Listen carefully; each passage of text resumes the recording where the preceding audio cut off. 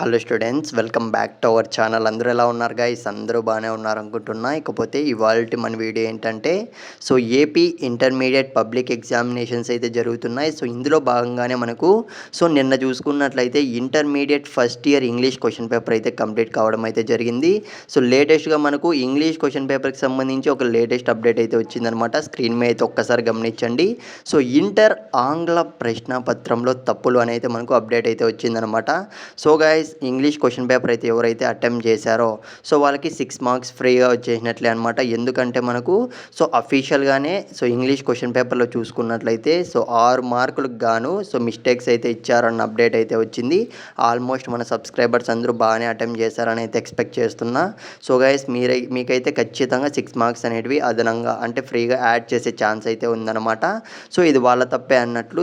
6 మార్క్స్కి తగ్గట్టు వాళ్ళైతే న్యూస్లోకి వెళ్ళినట్లయితే 6 మార్క్స్కి తగ్గట్టు పలు చోట్ల అంటే క్వశ్చన్ పేపర్లో అక్కడక్కడ మిస్టేక్స్ అనేటివి ఇచ్చారు అన్న అప్డేట్ అయితే వచ్చింది.